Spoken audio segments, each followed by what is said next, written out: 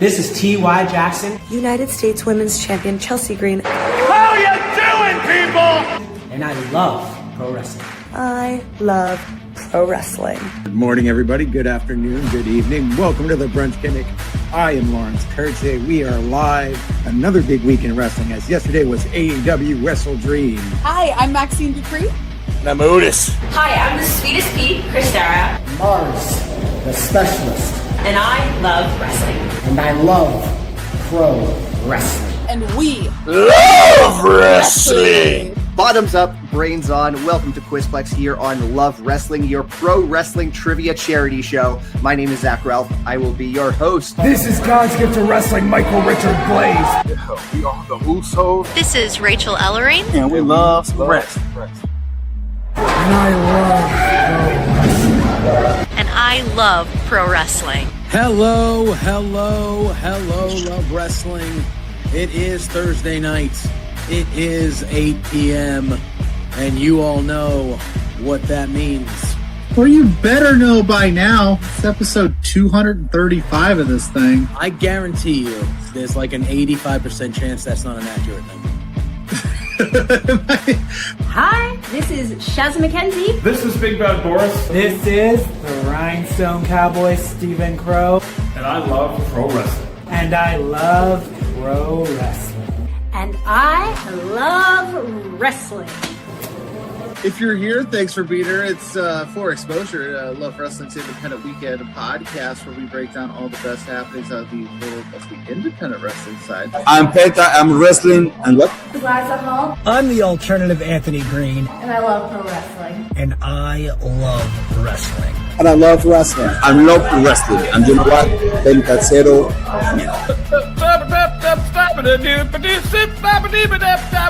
That's called scatting, kids. It is 8 o'clock p.m. Mountain Standard Time. It is time for a excitingly fun, I hope, episode of Saturday Night Love. My name is Big Bad Boris. I'm Big Ben Ortmans. Hi, this is Smiley Patty Ray. I'm Yaska. And I love wrestling. And I love wrestling. And I love pro wrestling. Of course.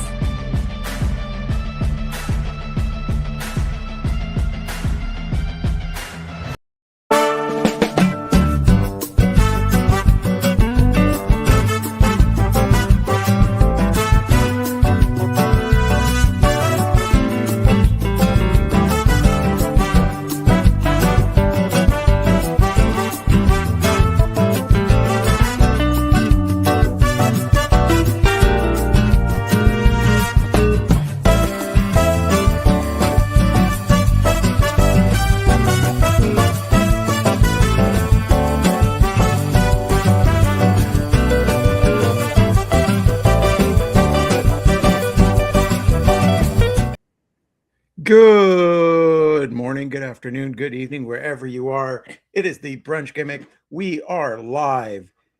It is March 15th, 2026.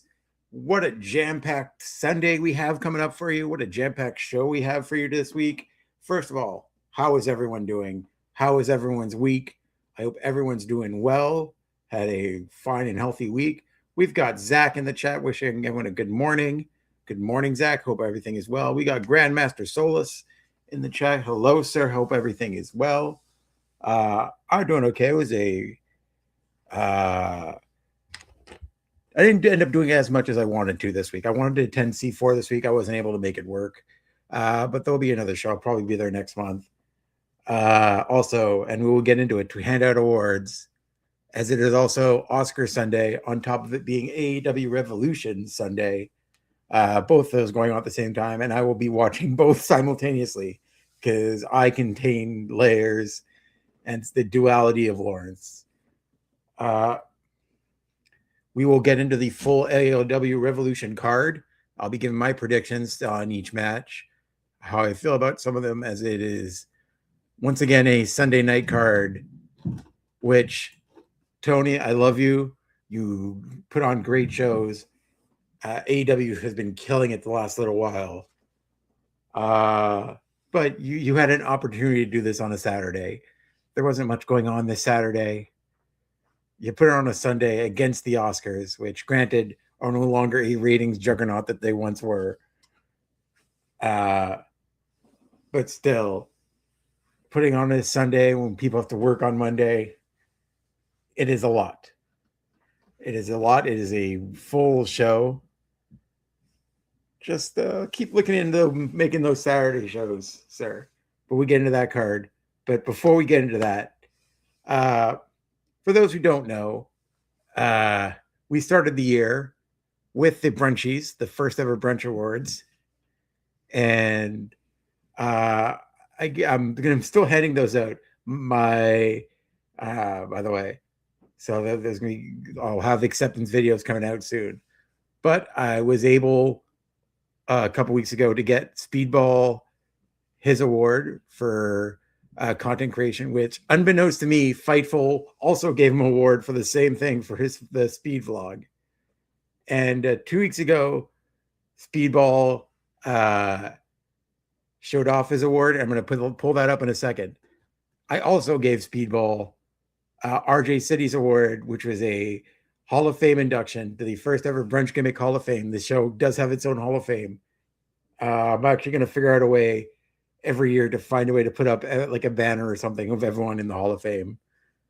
He was the first ever inductee for AEW, which sadly retired this past year for AEW. Yeah, like Grandmaster's like I'm very happy about it. I honestly don't put that much stock in the ratings because the ratings don't matter what they once did. But yes, I'm very excited. I'm happy Dynamite is doing so much better. Like, I want as many people to watch as much wrestling as possible because that means my friends can get more money, get paid more, and get more jobs at the end of the day. But yeah, that is very exciting. I'm very happy Dynamite has been doing better and growing their fan base slowly, exponentially. But yeah, so I was Speedball. I gave him his award. I gave RG City the plaque. That, by the way, my mom made both of those awards. She has gotten really into woodworking and helped me out with this. And I'll show you the video on his vlog of the two, let's say, different reactions to the award. I'm going to pull that up right now.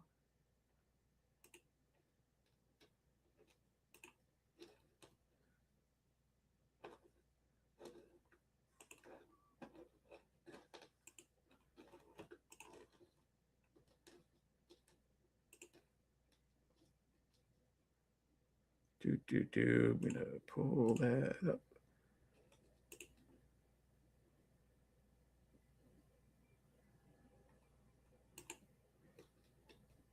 Let me see if this works.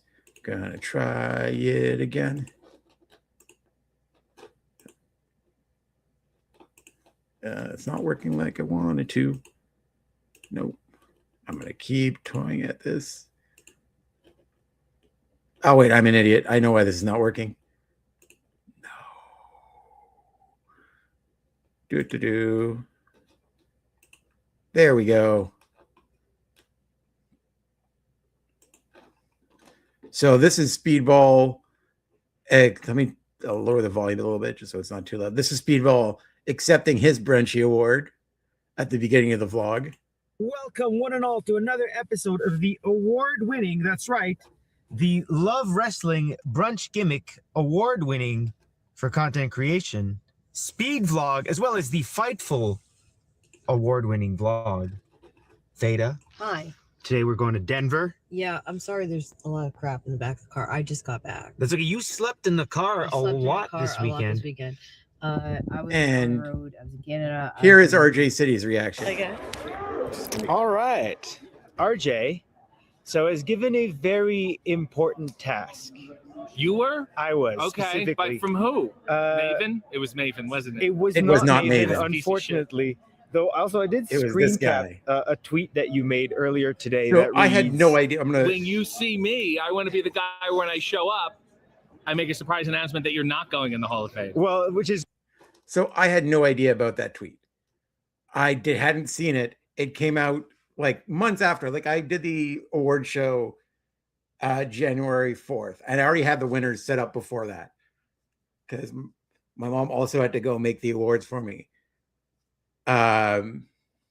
So he only recently tweeted that. So this was just a weird kismet coincidence that RJ City happens to be tweeting about the Hall of Fame, and I happen to have inducted him in the Hall of Fame. I also tweeted him before, and he acknowledged it, that I put him in the Hall of Fame in my award show. But this was his reaction. We'll keep going.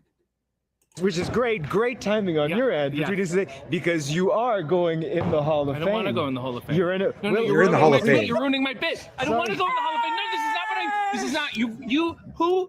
Did you Brunch? carve this? By the way, handed to him by Willow Nightingale. So now I've somehow roped Willow Nightingale into this. My apologies to Willow Nightingale, who absolutely rules, deserves all the success, killing it on AEW. Like, part of the reason they've just been knocking out of the park every week is Willow, the explosion of Willow Nightingale. Gimmick Hall of Fame. No, this is the Love Wrestling Brunch Gimmick Hall of Fame, in which RJ City is being intronized. Why? No. I didn't invite them into my bit. I didn't invite you into my bit. You can't. I did not know about the bit. You can't siphon bits. I created the bit. It's up to me to include. This is not what I want. What is Brunch Gimmick? What is Love Wrestling? That's Spencer Love guy? No, well, yes. Yeah, yes, it's that's Spencer a little Love, weird but that his last name's Love and he named it after himself. Imagine if you have Bailey Wrestling. Also, did not know that RJ City knew who Spencer was. I'd be like, you're fucking insane. I don't see a problem. No, it's weird. It's bizarre. There's People the whose last Fightful name's guy. Love is weird. No. The Fightful guy, Sean Fightful. Yeah, Sean Fightful. Absolutely. This is not what I wanted, and I don't know what I'm not even going to hang this up ironically. I don't have music to play, but this is the worst acceptance speech I've ever heard. I'm not going to throw this out. I'm just going to leave it somewhere. Yeah, that's right. You're not I'm going to leave. No, you're not going to frame it, because put it up it's on your not wall. your bit, and I'm not participating in it. And you should ask me for permission. Like, and I do fashion myself the Undertaker. That's not how awards work. You're coming into my yard. You don't go, hey, Shawshank Redemption, can I give you the best They campaign movie for award, it. whatever it is. They campaign. They get on the nominees list. They're aware of it. Which you did, but we're all familiar with your passive-aggressive style of campaigning, the same way you did for your all-week graphic. Which has gone so well. I wanted to talk about a more important issue. About you. Me? Yes. What's my issue? I heard your little socio-political rant about how the trios titles should be intergender. Yes. May I propose that They should be, by the way. As a they, have already made that happen. And he's also right. There's an argument to be made I for think that. there is. I think I want to give this to you. I mean, I think there's a perfect argument to be made for gender not being a thing that matters. Exactly. And you are the first they trios champion. I want you to be recognized as by the Love Wrestling But the people. problem is that this says RJ City, It so can I change. can't. No, it can't change. We have a back. We can put something on the back. Carved Give me a marker. into Give me a wood. pen. Does anyone have a Sharpie? Just take it. It's been carved into wood. All right. Thank you to the fine people at Love Wrestling for the brunch gimmick. They're not in the business. They shouldn't be using these terms. The fucking Undertaker of AEW. Respect my yard. Mow my lawn. my yard, What did he RJ. say? Congratulations. Yeah, mow my lawn. Mow my lawn. Experience. So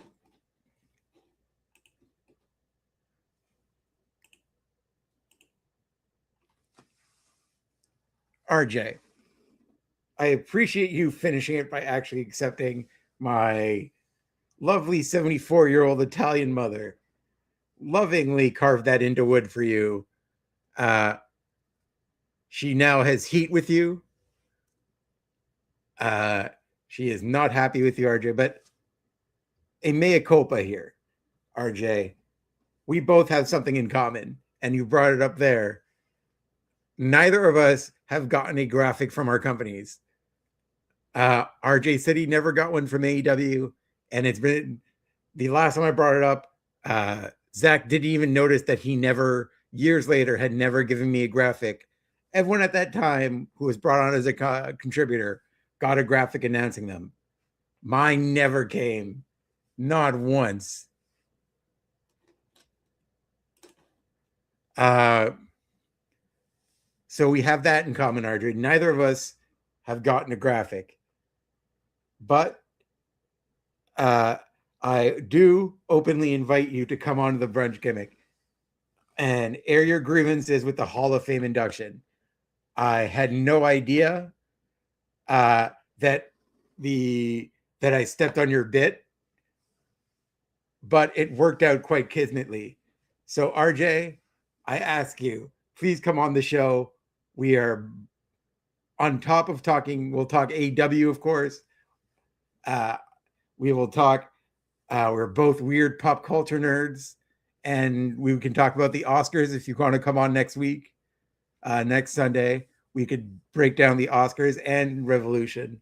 But an open invite to RJ City as a mea culpa, as my mom now very angry with RJ City for not taking the random piece of wood she put her name into. And I'll be honest, between the two of us, she could have done a little more on that one. It was a little bland. The other award's great. That one, But yes, RJ, please come on. You are still our first ever Hall of Fame inductee because I love and respect everything you have done with AEW and the legacy you have laid there. But yeah, that is it for that part. Let's get into Revolution. We've got a massive show coming up. So far, 13 matches announced. We can start with the Blackjack Battle Royal, which is the 21-man Blackjack Battle Royal for the AEW for Ricochet's AEW national title. So far announced for the Battle Royal, obviously Ricochet, Tommaso Ciampa, Jungle Jack Perry, Trent Beretta, Rocky Romero, Jalistico, Rush, Scorpio Sky, Daniel Garcia, Anthony Bowens, Hook, Katasori Shibata, Juice Robinson, Austin, and Ace Gunn. Which there's probably going to be big surprises coming out for this match too. I'm very excited about this. I always enjoy AEW's Battle Royals. This is going to be a crazy fun match. I think it's going to be a hell of a way to kick off the show. I think it's on the pre-show. I'm not sure. But yeah, I honestly, this is one of the matches where I don't know what's going to happen because there could be a surprise return and probably will be. I think Ricochet still retains the title. He's been a great champion. I think Ricochet is doing amazing work since he's gone to AEW.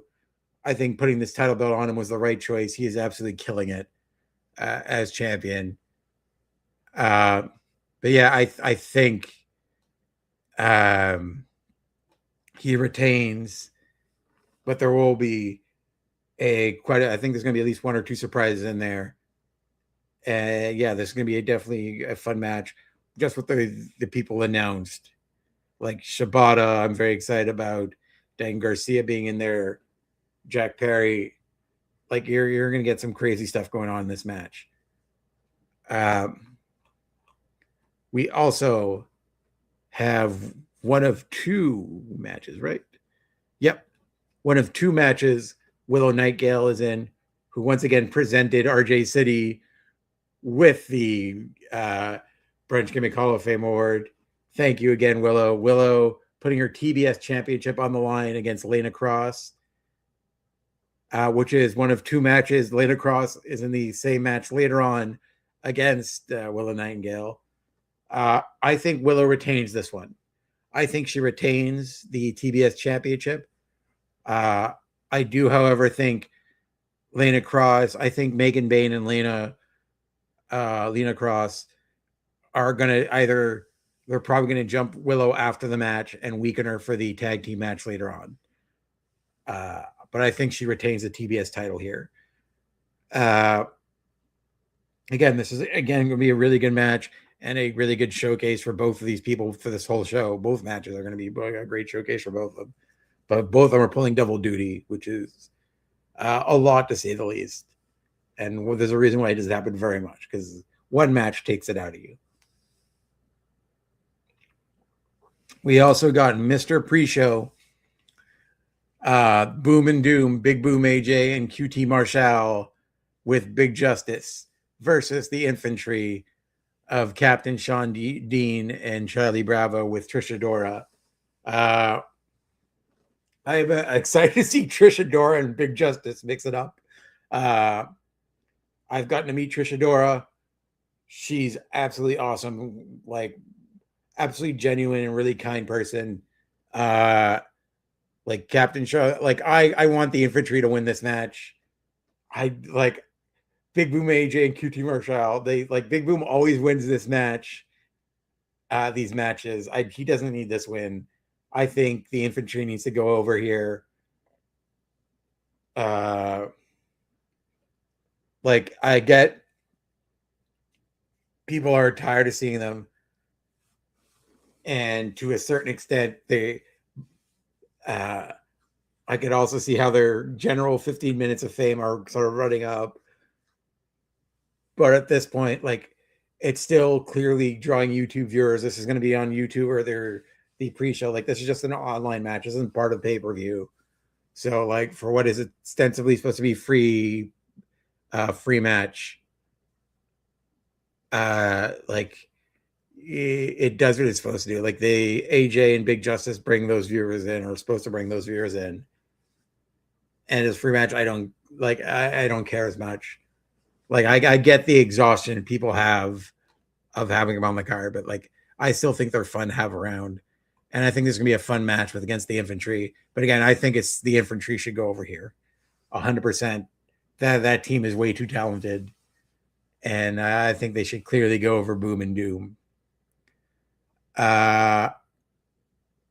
The next match, which is fair. It is the pre-show, Fernando. Good morning, by the way, Fernando. Hope all is well. Yeah, it is the pre-show. So I wouldn't blame you.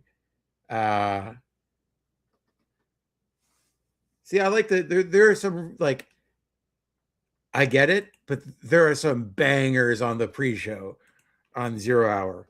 Like 0 Hour is like the type of thing you could leave on in the background as you do other stuff. But there are some banger matches. And also they do have they've done it twice now where the pre-show matches have bled over to the main card. So like it might be worth just watching at least the last match there.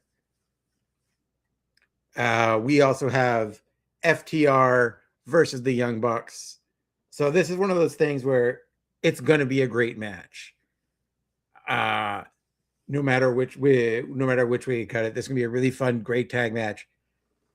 But this is the type of thing where it's just people are getting tired of, like, it's not that the wrestling bad, it's just seeing the same matchup repeatedly gets old, and people want to see other teams in that position.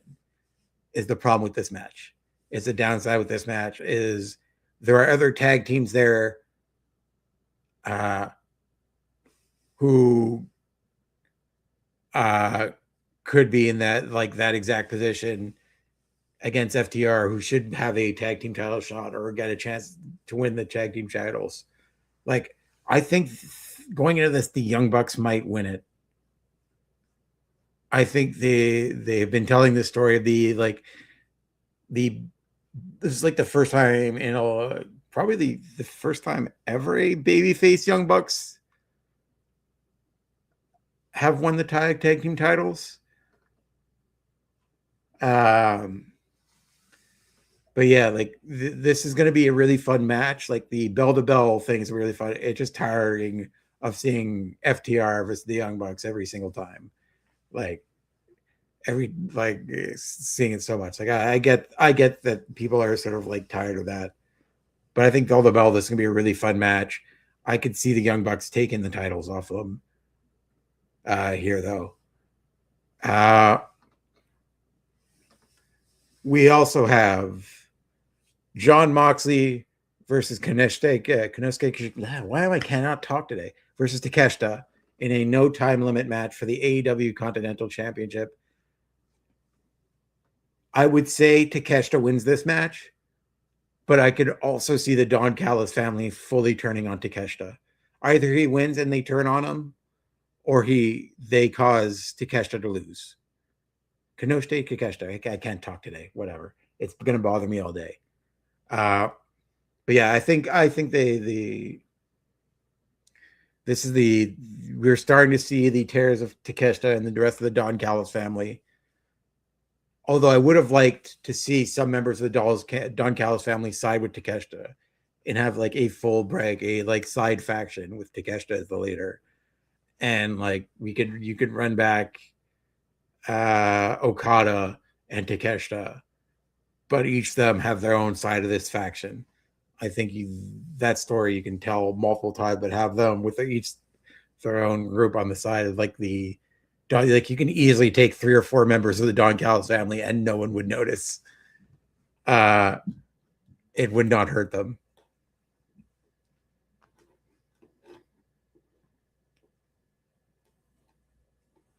Yeah. Like they're starting to show the tears there like this past week.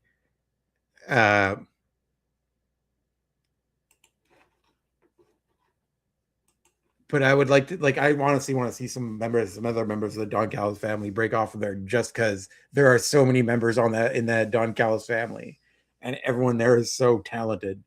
It's ridiculous. Then we got a singles match that was added on a few weeks ago, but a singles match that's going to be a absolute banger. Like this match, probably not going to last very long, but just be high octane, full speed, all gas, no brakes. We've got Andrade El Idolo versus Bandito. Like this is going to be one of those like really fun matches. Like Andrade has been killing it since he's returned. Like his technically 3rd return to AEW.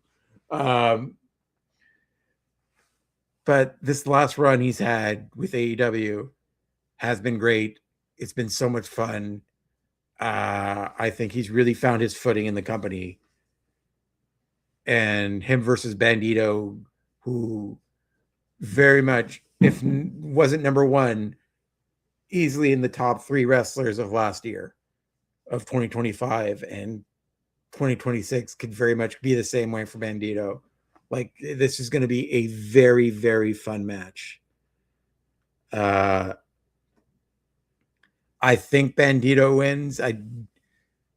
Because I still think they think heavily of Bandito, and like him beating Andrade would be the type of thing where it keeps them in the top levels of the company. I think Bandito wins this one, but again, this is going to be a very fun. This is one of those like random announced matches, which is just going to be so much fun on that card. That like one of the like low key matches that can steal the show. Then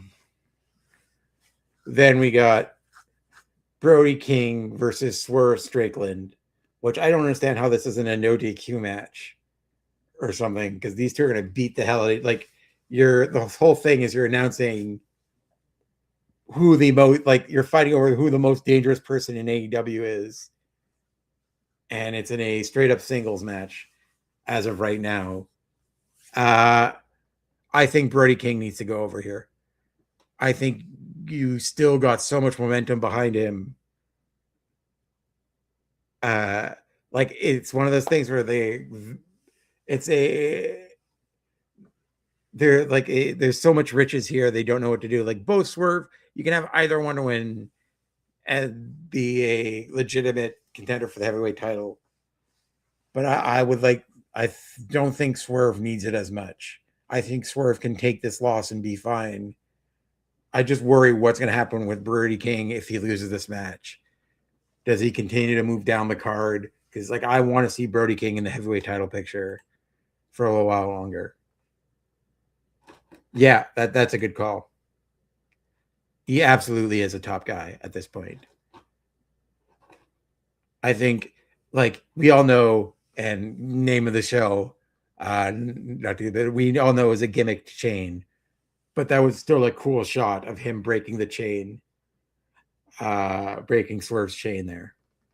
I think Brody King definitely needs to win this match. Now,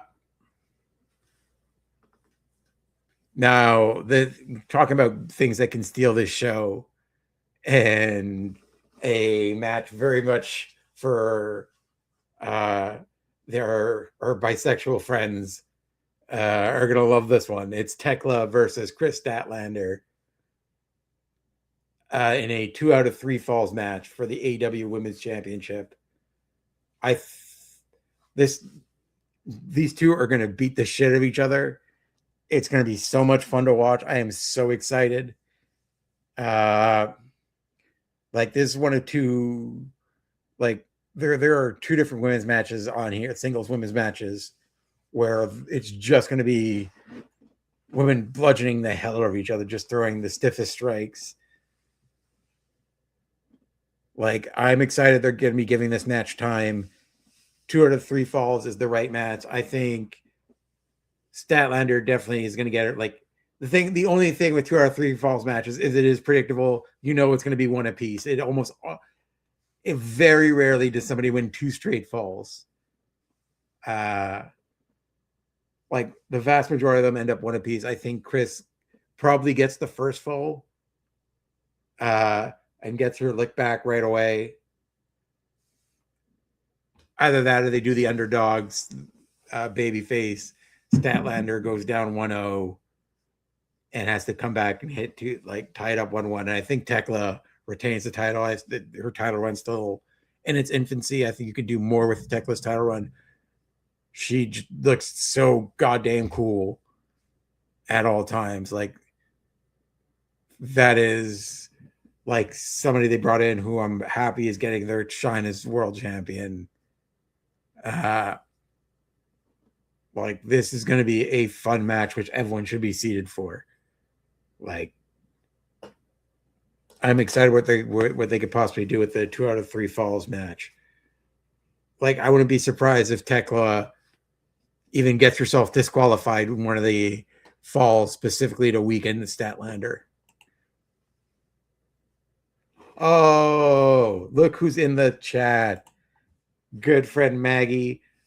Fightful overbooked every Friday at 3 p.m. with our good friend Rob as well. I don't know what you're talking about. The bunny. Me and the Easter Bunny are 2 separate people. There is the Bunny Alley who returned to TNA.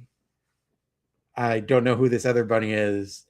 I've heard of him before. I've seen him wrestle before. But again, we are 2 separate people, Maggie. Hope everything is well, by the way. I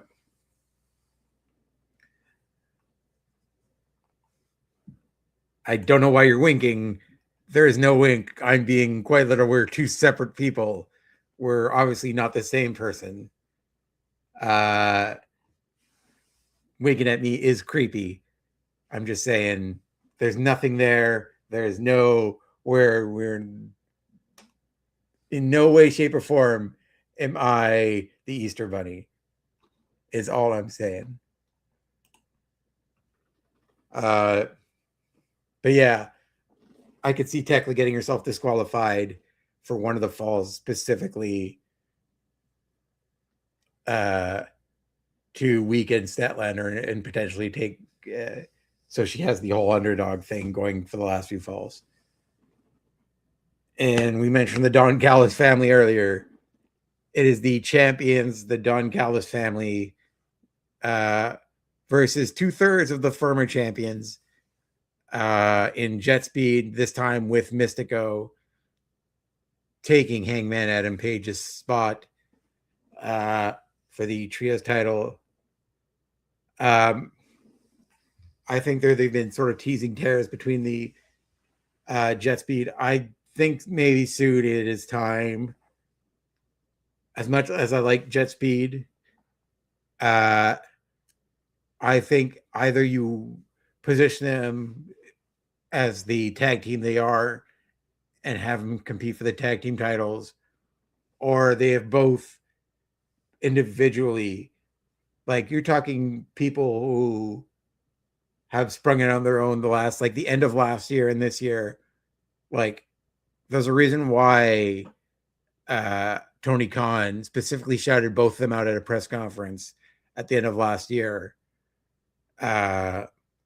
saying that they're going to be, that both Kevin Knight and Speedball were going to be two of the wrestlers to look out for in 2026.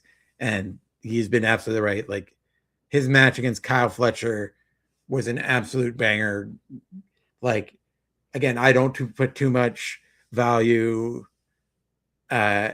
into Meltzer's star ratings, but a 5-star match.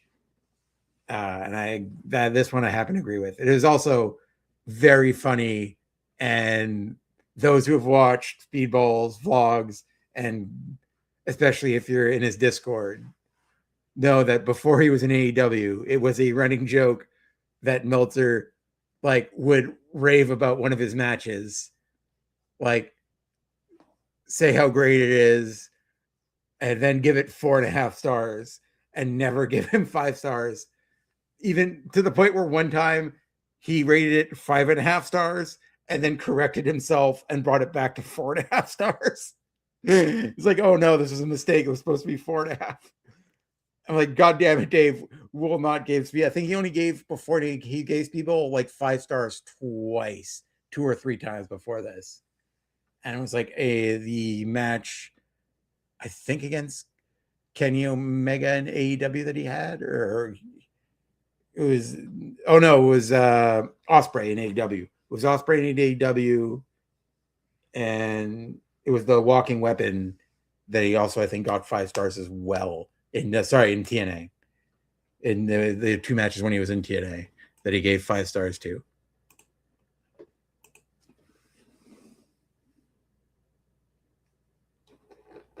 Literally, Maggie, if you have time next Sunday, or let me know when you're free, your open invite to join Brunch. I'll always send you the link.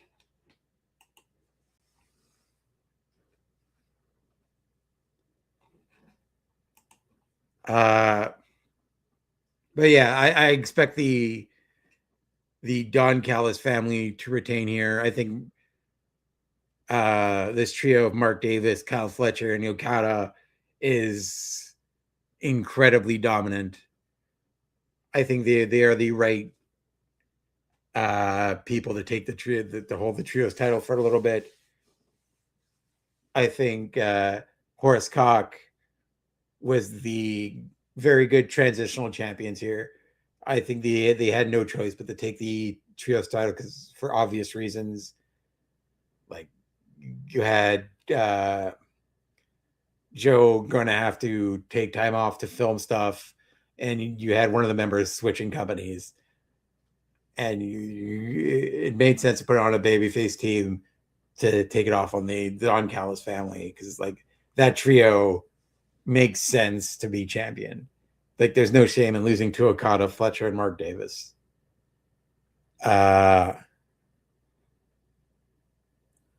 I don't see him with Mystico. Again, adding Mystico, it's going to be a very cool, very good match. Another match that could be sleeper match of the night is this one here. Kevin Knight, Speedball, and Mystico are all 3 of them incredibly talented. Plus, you add in Okada, Fletcher, and Mike Davis. What they're going to come up with is going to be 10 out of 10. Absolutely amazing.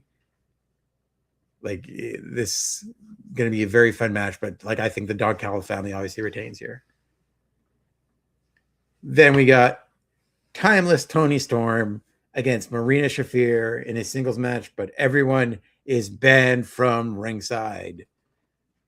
No one can stand next to that ring. Everyone has to stay in the back. All their friends in the back. I think Marina Shafir should get this win. I think Marina's been on the up and up. Clearly, Moxley did an interview with Renee and once again put over how important Marina Shafir is to the Death Riders. He straight up said Marina is his lieutenant, is the second in charge of the Death Riders, is the lieutenant there, and for good reason. Like, Marina really can gain from a big victory against like one of the best and like one of the most unbeatable former champions in Toni Storm. Like getting a win over a former champion again doesn't hurt Toni at all. It will just help Marina Shafir grow as a champion, like grow and be a potential champion contender after this. Like with a win like that, you obviously see her either contending for the TBS championship or against Tekla. Like that match, Tekla versus Marina Shafir, you're talking two people who are again just going to beat the piss out of each other. My God, like that potential match going to be absolutely crazy. Like I think Marina Shafir wins this match and moves on to challenge for one of the two women's titles, because I think it's time. I think Marina Shafir has been doing great work in the Death Riders, and like outside of Moxley is the like heir apparent to be the leader of that group. Like if Moxley ever goes down, it's Marina Shafir's group to lead. Yeah, like Toni Storm again got the win last time with the hair versus hair match. I think it's Marina Shafir's win here, 100%. Then we got the Babes of Wrath of Harley Cameron and Willow Nightingale versus Megan Bayne and Lena Cross. Willow and Lena, this would be their second match of the evening. Granted, this isn't going to be a very long evening, so it very well could stretch into the next day. Who knows? This is the match I expect Megan and Lena Cross to win. I think they're going to take the titles off Willow Nightingale and Harley Cameron. Again, perfect time for them to do it. I felt it might have happened a few weeks ago if the injury didn't happen. But I think this is going to be one of like Megan Bayne absolutely deserves to be a champion in AEW. I think doing the double championship again, doing the double champion thing again, like when you just had Mercedes be double champion, I think it's time for Willow just to focus on the TBS championship division and put the titles on somebody else. I think putting on Megan and Lena Cross would absolutely cement Lena Cross in AEW and like be the thing that like Megan Bayne's long deserved this title. I think it's 100% time, and that's like nothing to Harley and Willow. I think they'll be fine in the long run. I think Harley will be fine in the long run. This won't hurt her too much. But yeah, like I think it's time. We also have Darby Allin. Speaking of the friends of Willow Nightingale, we got Darby Allin, Orange Cassidy, Roderick Strong versus the dogs of the recently debuted David Finlay, Clark Connors, and Gabe Kidd. I think this is one of those that could go either way in my head. But I think the dogs go over. I think the dogs could use a big win on the main roster. Like David Finlay, who there was a bidding war over, but WWE once again did their thing where they pay less. Oh yeah, and we're also not going to put you. We're going to put you on NXT as part of a group. Like it makes more sense on paper why David Finlay would sign with AEW. Like David, like you're debuted in a big way with Gabe Kidd, who obviously from their time in New Japan, but also some of Gabe Kidd has also pretty much established himself in AEW on his own. and you're getting, not long after you debut, you're getting a pay-per-view shot, like, and better pay. It makes sense why he signed. Anyone would have signed with that one over WWE. Like,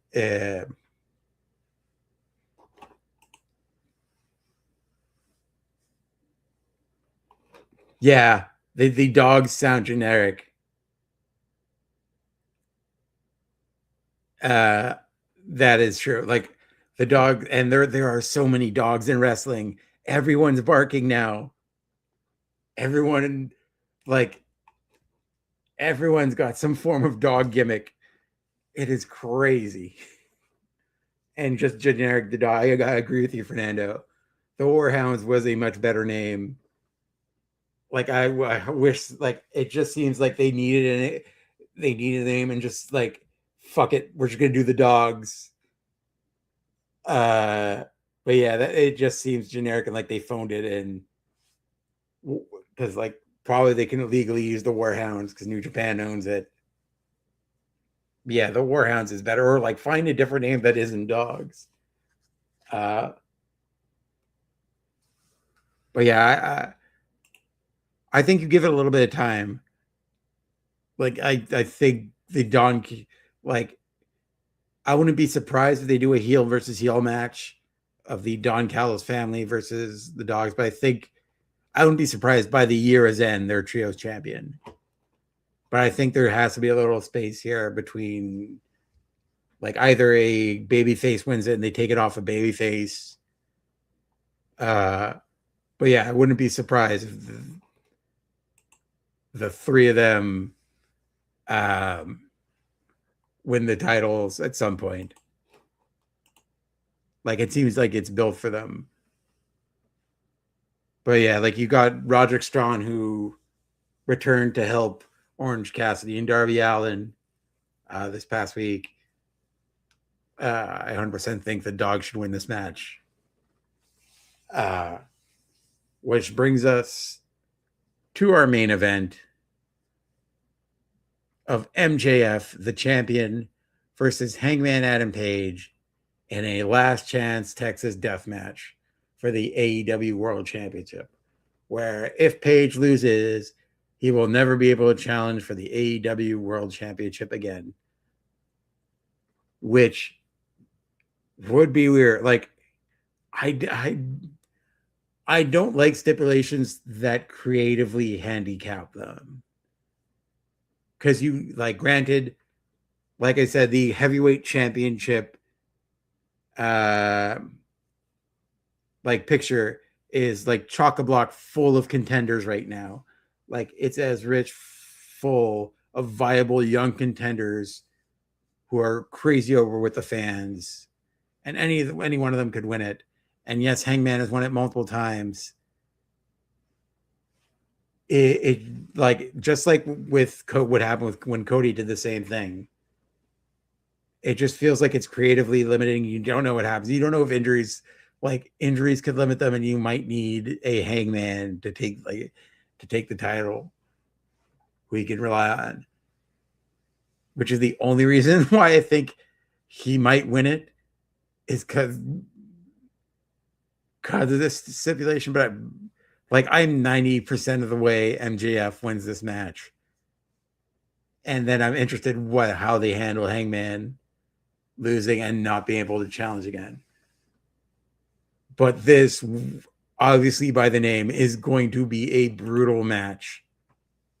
Like, I'm already, like, I'm always blown away, for whatever reason.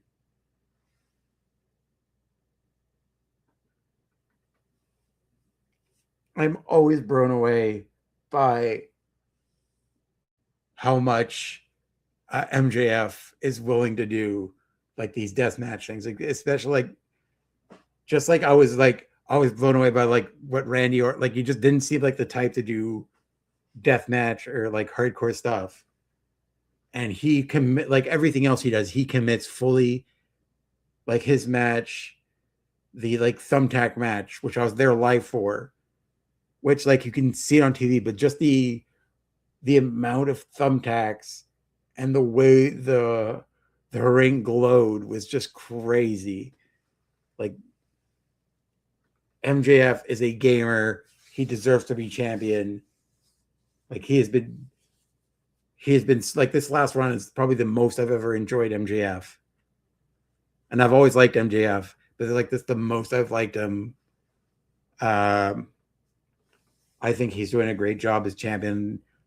But again, like, it's an embarrassment of riches for AEW right now at that heavyweight title picture. Like, there are 6 or 7, like 6 people right now in my head, like 5 or 6, where you can be like, the vast majority of fans would have zero problem if they won.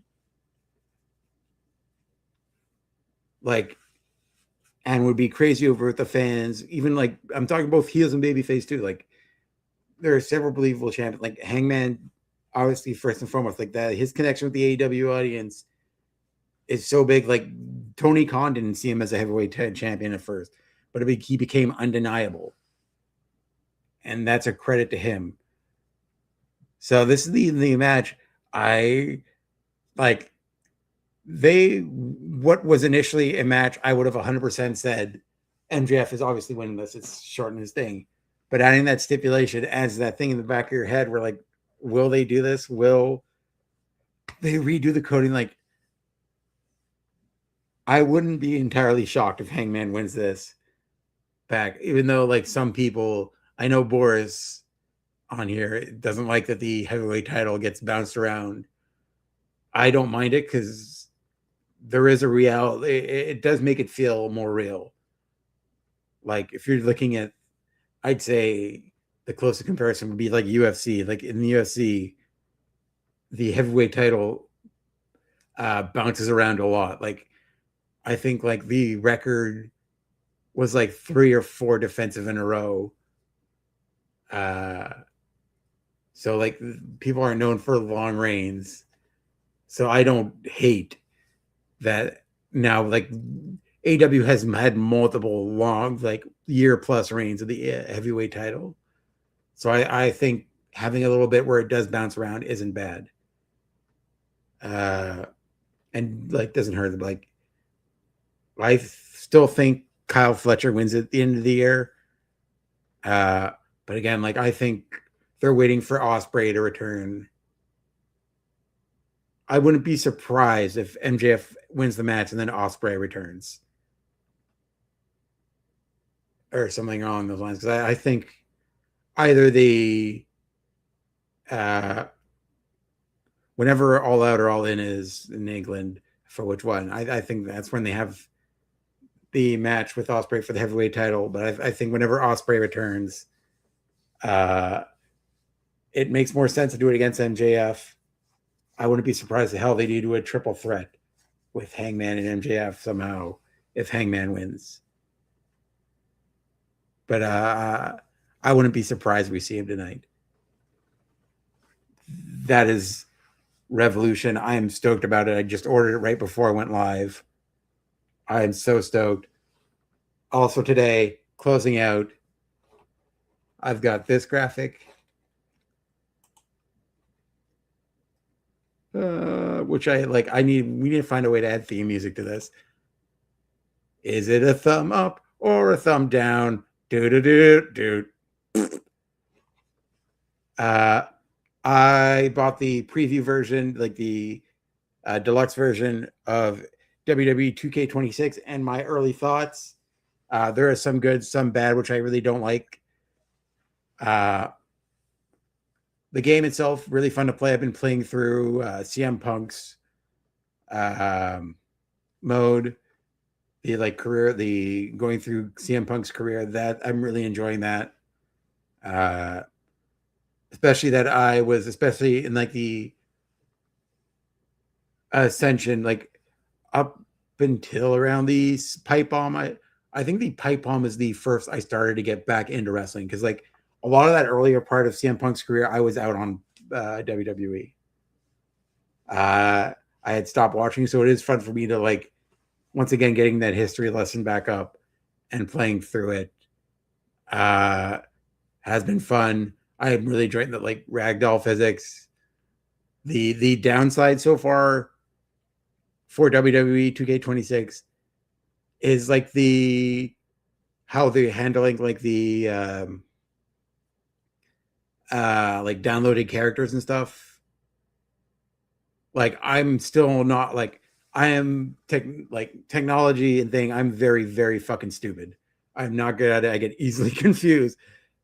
So like the fact that they double monetized like the downloadable characters, that like I bought the deluxe edition, like the season, like the full season pass for all 6 seasons. I like paid for the whole thing because like, hey, I wanted Danhausen when Danhausen comes up, but like they also like you have to achieve points to download them. The whole thing just seems greedy to me on their end. Just like once again reminds you of the current era WWE greed that's going on. Which I was actually awake, like unrelated. I was awake early this morning because I have to wake up early for work, so it's hard for me to sleep in when I don't work. And like I turn on TikTok at like 5, 6 in the morning, and I had this guy I was watching, which he actually invited me onto the live because like I comment, they like 5 or 6 guys were like doing the thing which I hate, which are like waxing poetic, like talking about how Vince would have kept the ticket prices down. It's like the only reason I would want Vince back was because he kept the ticket prices down. And it's sort of like this weird revisionist history where like, that's not how things work anymore. Even if he were able to buy back the company from TKO, which TKO wouldn't want to sell it back to him more than likely. Like any billionaire at this point, there are no good billionaires, and every billionaire would see the profit margins they are currently making and still be like, oh yeah, wait, we can gouge them more and get away with it. Like finally they're starting to see repercussions for it, which I'm happy about. I'm happy that the market is going to hopefully regulate itself and the ticket prices go down, because the ticket prices are ridiculous going into Mania. And then like the reason I'm talking about with the game is because they're doing the same thing with the game. Like when I just bought the deluxe edition before I got all the characters, now you've got to like do challenges, or you can just pay another fee to get the points to download the characters. Like it like it's not great, and I don't like that part. But so far the early playthrough, I'm so far enjoying everything, all the modes. There's still a lot of characters, but also like a lot of versions. Like just playing for the 3M Punk thing, I'm basically just unlocking different CM Punk t-shirts at this point. And like one other character and an arena every time. Like I just want Misery and Kateria. I just want that AFI song or the Terminator remix. That's all I want at this point. I want ROH Punk, which they can't call ROH Punk for obvious reasons. But yeah, this is a fun game. I personally, like early review, would give it 3 out of 5 to 2.5, just because like I'm not happy with how they're gouging customers on it. But a fun game. If you can, I advise waiting till the price goes down in a few months and buying it then. I don't think you're going to be missing much. I think like by November, the price is obviously going to go down, and you're going to have the majority of the characters, or the majority of the season passes are going to be already out. So it would be better for you to wait a few months and buy it then if you're interested in buying it. Like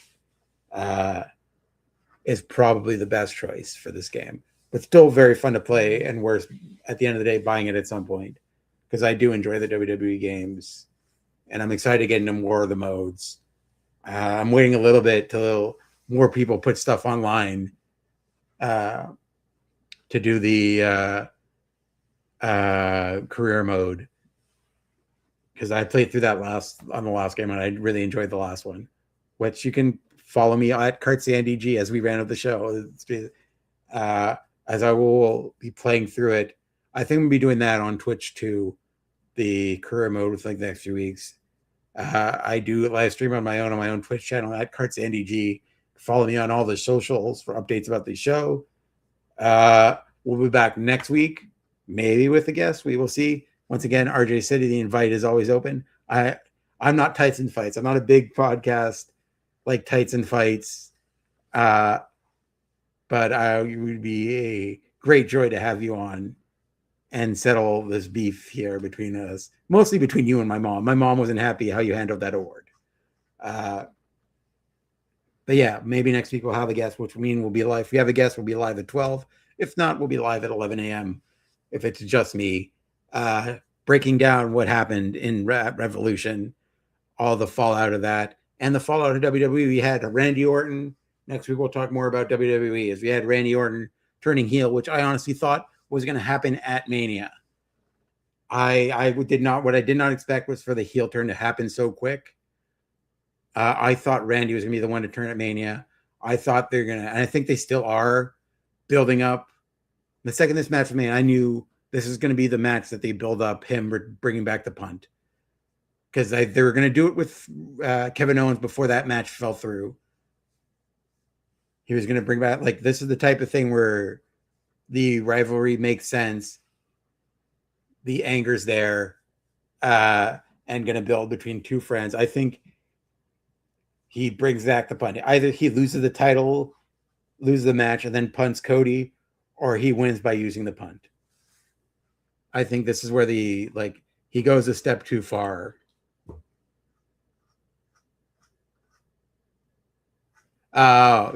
Canada was just eliminated by the United States, sadly, which the most annoying way, even though we were overwhelming underdogs, it was the first time we've made it to the quarterfinals in the WBC, which, by the way, for everyone who doesn't know, is the World Baseball Classic.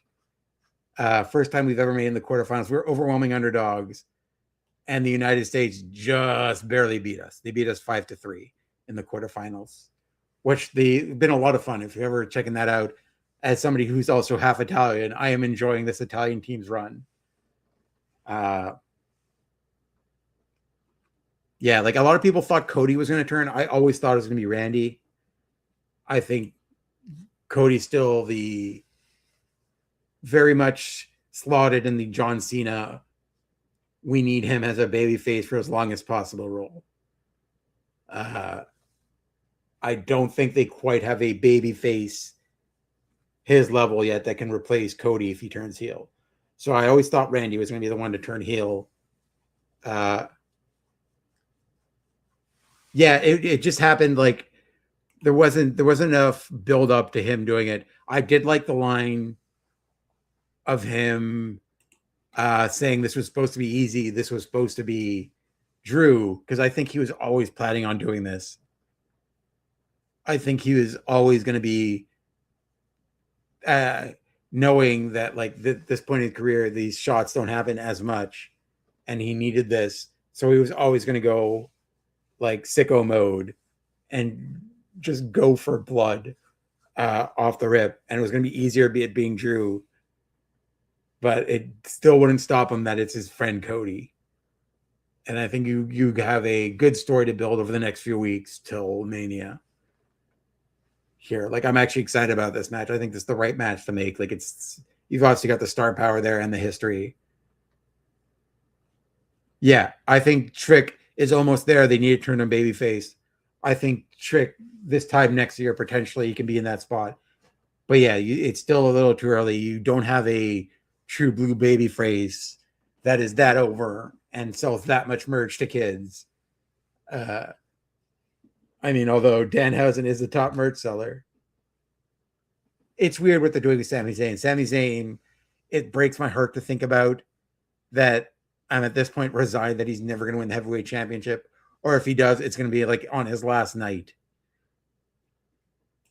Like, I wouldn't be surprised if like he announced a retirement run like in a few years from now, and like 2 or 3 years from now, and they have him win the top. But like they did the same thing that they did with Sheamus, which I saw coming. Like I told months ago. Like this has the same feeling where, oh, they're going to tease him winning the one title he does. He hasn't won, and then never pull the trigger on it for some reason. Like Sheamus with the Intercontinental title and Sammy with the heavyweight title. Like it feels like they've backslid with him, and it sucks because I want to see him win one heavyweight championship. But yeah, that's going to do it for this week. We're getting more WWE next week as well as the fallout of Revolution, what happens this Wednesday on Dynamite. You can follow me on all socials at CartsANDG. I'll be live on Twitch probably this week playing a little bit of WWE 2K as well as another game possibly. But yeah, thanks everyone for hanging out. Also this Saturday, if you're in the Montreal area, I'll more than likely be going to IWS, which will be main evented with Shayna Baszler challenging Chris Tara for the IWS Heavyweight Championship, which is going to be a banger of a match. Oh, God, I would love to see Jay White again. Jay White, who I met, actually, good thing, I met at IWS when he was IWGP Heavyweight Champion, and there's a picture of me holding the IWGP Heavyweight Championship. And then I continue to properly claim that I was the IWGP Heavyweight Champion and have cropped out Jay White from those pictures, as he was just my proxy. He was my proxy. I couldn't fly to Japan. I was too busy working a full-time job. So my proxy, Jay White, was defending the title belt. And I think not long after that picture, he actually lost the championship. But yeah, love Jay White. I actually got to see him once wrestle, meet him in Montreal. But yeah, I hope he returns too. It's crazy how stacked the AEW roster is. But yeah, that's going to do it for this week. We'll be back here next week. Thanks, Fernando, for hanging out and chatting. Maggie, open invite to hop on the show anytime. Always love talking to you. Hope your shift is going well. Of course, we had Zach and Grandmaster Solus in the chat at the beginning. We will see you back here, same time, same place next week. Bye, everybody. Have a great weekend.